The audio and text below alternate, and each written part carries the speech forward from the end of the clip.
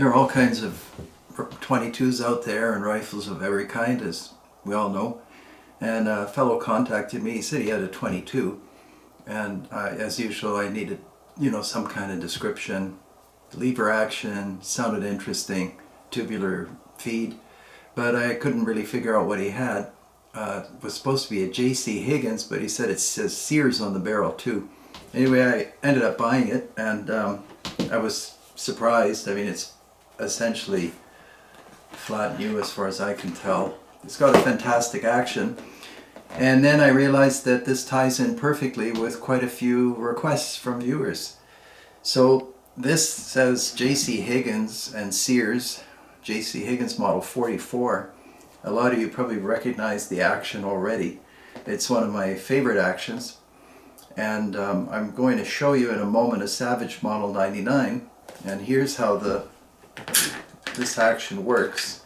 And essentially, even though it says J.C. Higgins and Sears on the barrel, this is a Marlin model 57.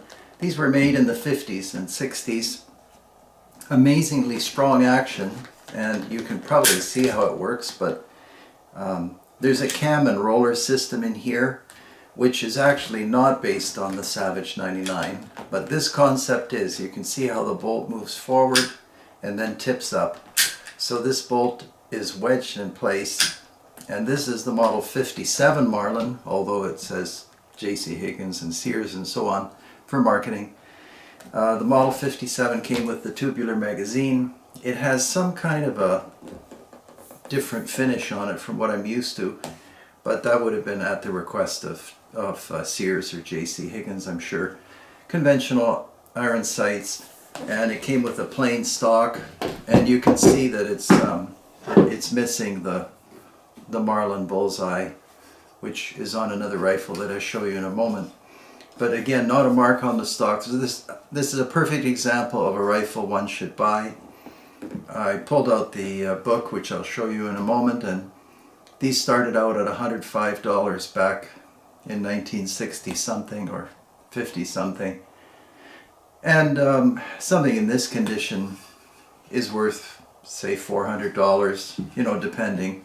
And well, we may as well shift over to the Savage 99, and you already know this is one of my favorite actions. So if you can remember in your minds the function of the model 57, here's the model 99, and then it cams up into place. Amazing strength.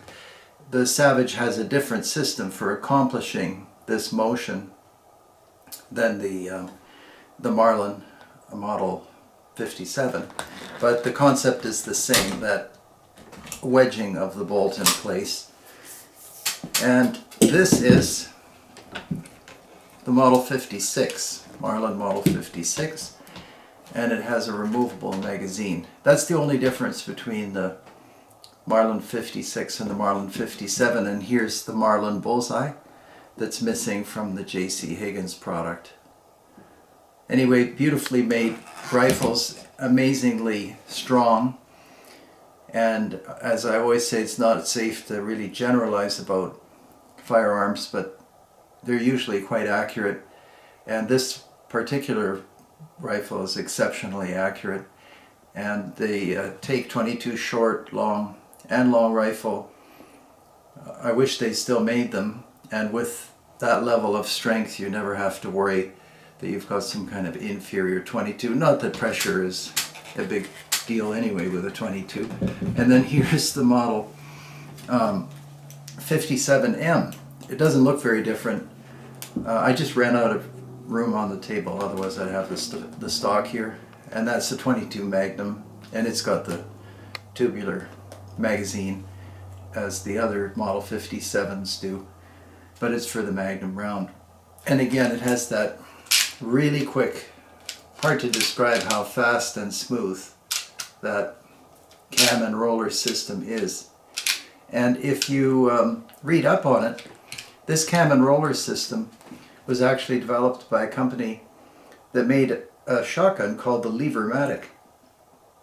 And actually the Marlin, these 22s are often referred to as Lever-matics, and So Levermatic Model 57, 57M, and 56.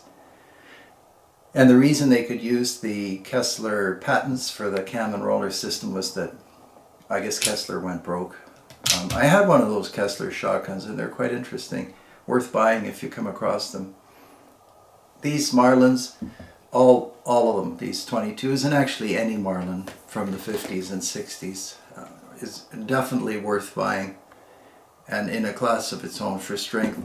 And you may remember, I believe I made a video on the Marlin Model 62, which is the same, essentially the same action, but it's in .30 carbine and 256 Winchester Magnum, and that just gives affirmation of how strong the action is.